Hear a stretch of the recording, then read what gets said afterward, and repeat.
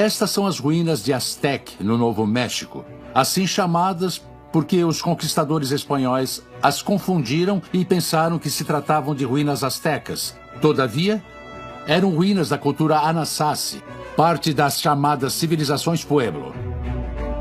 Foi nos arredores deste povoado que, numa quarta-feira, no dia 25 de março de 1948, o policial Manuel Sandoval seguiu desde o povoado de Cuba, no Novo México, a uma estranha luz que se movia lentamente. O objeto teria aterrissado numa clareira cercada por vegetação rasteira, próximo a um desfiladeiro. Sandoval se encontrou com mais de uma dezena de testemunhas que rodeavam uma nave metálica, mas sem brilho, e que media 30 metros de largura por 20 metros de altura. Se tratavam, em sua maioria, de trabalhadores que extraíam gás na região.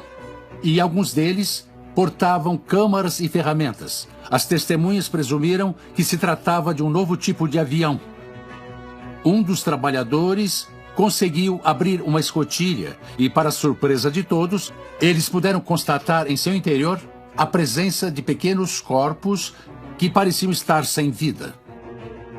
4 deles na cabine principal e com características que não pareciam ser humanas.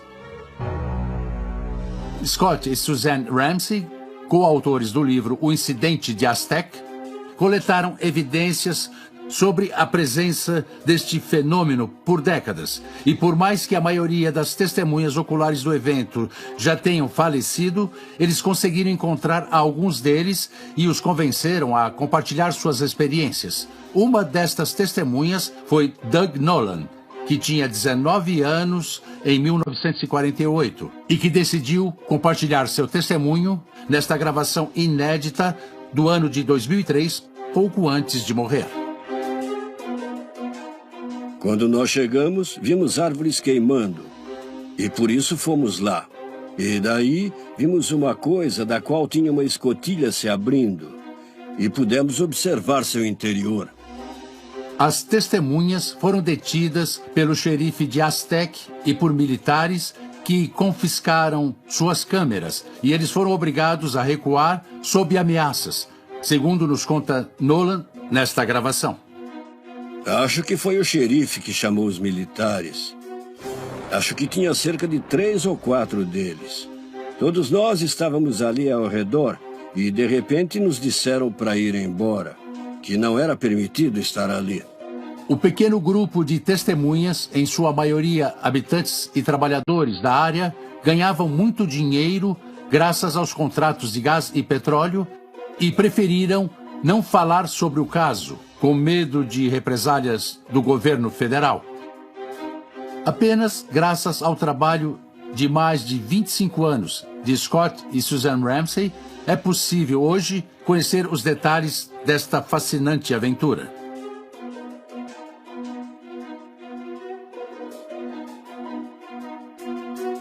Ela veio por aquela área ali, vindo da direção de Cuba, do Novo México. Ela basicamente seguiu a rota da Estrada 44, que é cercada por vales e canyons. E, segundo os relatos das testemunhas, depois ela continuou seguindo pela rota da Estrada 173, ou Estrada Estadual 173. Ela passou por cima do rancho Archuleta. E a essa altura a nave já parecia estar com problemas, pois ela ficava balançando desse jeito, como uma folha ao vento. Ela desviou da parede do cânion do platô e continuou avançando na direção noroeste. E foi traçando uma trajetória reta do rancho Archuleta até chegar aqui. As testemunhas com que falei disseram que a nave desceu angulada e que o solo daqui foi empurrado, quase como se você pegasse a mão e passasse pela areia. E ela não ficou encoberta, a areia ficou toda prensada embaixo dela. Mas, sim, ela aterrissou aqui. E o curioso é que nada mais cresce por aqui. Curiosamente, neste lugar, o mato nunca voltou a crescer. O mesmo que aconteceu em San Antonio, no Novo México. É possível que a energia destes objetos esterilize o terreno onde costumam pousar. O que aconteceu posteriormente foi uma operação secreta da parte do exército para transportar uma nave de 30 metros de largura através do deserto. Em seu livro O Incidente Aztec, Scott Ramsey narra em detalhes uma operação para desmontar e transportar uma nave sem junções aparentes. Foram 3 sessões diferentes do disco e uma sessão para a cabine, sendo 4 partes no total para o transporte. No mínimo 4 partes. Eles enfiaram um pilar de concreto embaixo da nave, que serviu para levar suas partes para dentro dos contêineres de carga, e a ergueram por cima da colina, por onde este suporte de concreto está. Atravessar este cânion era o caminho mais difícil, mas assim não se expunham à população. Bom, isto foi atualizado em 2007, mesmo que a placa seja originalmente do ano 2000.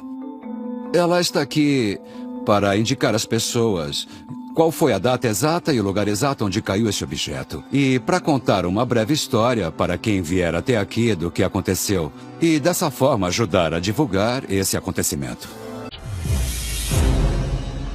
É importante ressaltar que, diferente do que ocorreu em San Antonio e Roswell, em Aztec, a nave não caiu. E sim desceu até pousar lentamente sobre um platô. Possivelmente devido ao efeito dos radares utilizados pelo exército e que, segundo testemunhas oculares, também afetaram aos seres com fisionomias não humanas que havia em seu interior.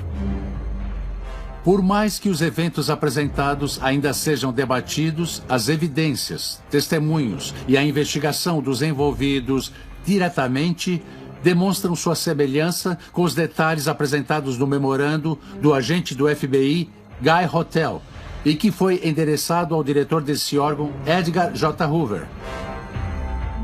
Curiosamente, no aniversário de 2 anos do caso Aztec, e a apenas alguns quilômetros de distância dali, no povoado de Farmington, nos dias 15, 16 e 17 de março de 1950, apareceram centenas de objetos voadores não identificados. E de acordo com os relatos do Farmington Daily News, foram milhares de pessoas que acabaram observando este estranho fenômeno.